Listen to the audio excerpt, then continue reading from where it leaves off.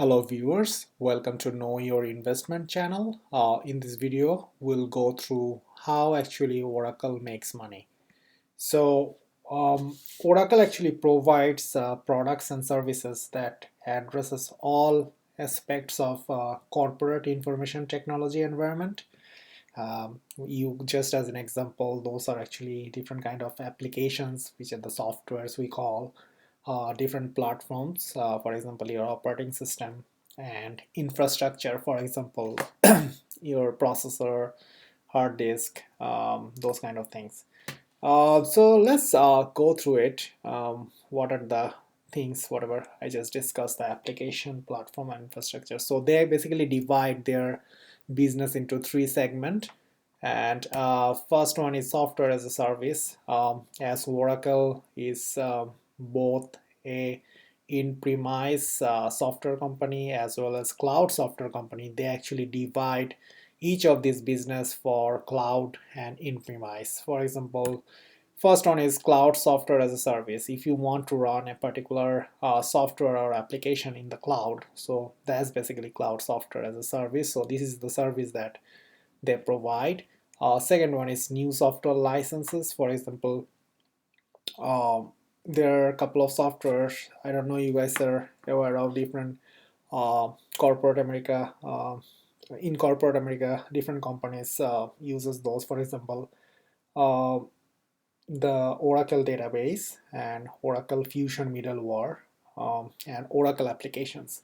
So those are the example of those new software license. So if there are company who are buying this for the first time, so basically those are new software license, and if they renew it, then it's just renewal.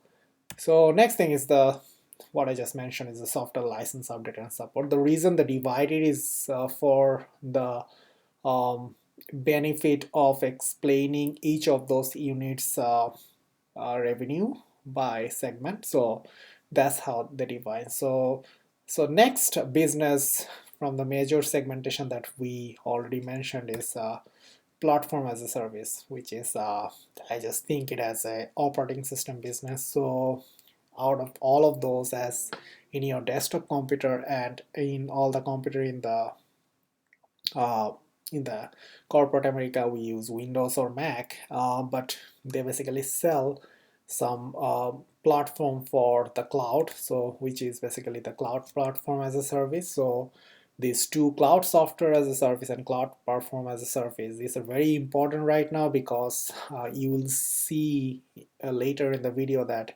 the revenue percentage is going up for those segment every year, which is very, very significant. And Oracle kind of mentioned that only 15% of their in-premise clients converted to cloud now.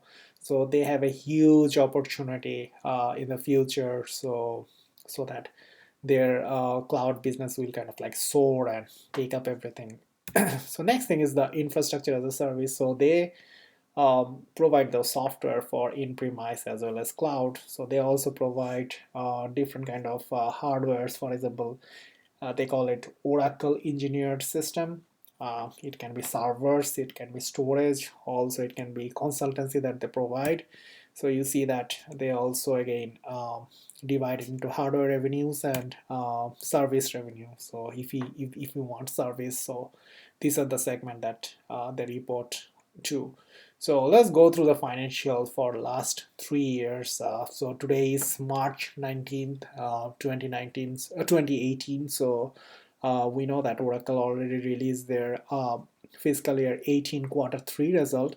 So we'll go through fiscal year 18 quarter 3, and then fiscal year 17 quarter 3, and fiscal year 16 quarter 3, just to have a comparison of how each segment is performing. So let's go through it. For the cloud software as a service, you see it's very evident. For example, in the fiscal year 18, the total revenue was 9.8 billion. On the fiscal year 17 Q3, the total revenue was 9.2 billion, and fiscal year 16 it was 9 billion. So you see, if you compare with that number, 12% is a pretty high number. So this is going up pretty quickly. Next one is the cloud platform as a service. So basically to manage all the application that goes to the cloud. So that platform, that is also going up very quickly, 2%, 2%, and 4% in the recent quarter. New software license. So you see that this is going down. So that means most of the people are not buying software for in-premise system.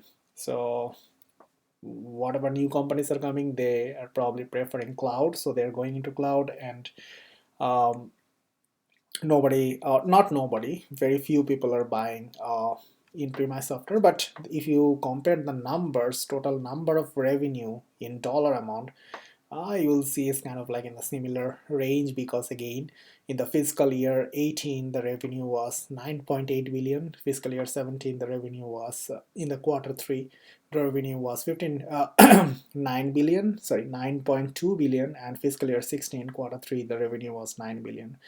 For the software license update and support, so again it's kind of like in the similar range, but obviously in the fiscal year 18 quarter 3 the dollar amount is higher, as the total revenue is higher.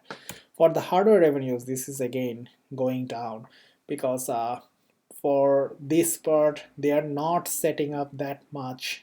It's just my opinion, they are not setting up that much in-premise hardware system, in-premise cluster, or in-premise cloud for the company. So they are basically doing it for their own cloud system. So it's not noted here. This is only for whatever their storage device, whatever servers they're putting in the client side. So the revenue is going down again. It's a sign that more people are moving to the cloud. And final is the service revenue is again going down. You can see 9%, 9%, and 8% for the recent quarter. So that kind of like concludes the video. Just for an example, this year they actually profited they not profit this year in the last quarter, fiscal year 18 quarter 3, they said that they had a loss, and the loss kind of like is because of the 6.9 billion from the tax cut and jobs. Basically they had to give that away. So, and they have a loss of I think $0.98 per share. So thank you for watching. If you have any suggestion how to make those video more informative, please subscribe, and just leave your comment in the comment box. Thank you again.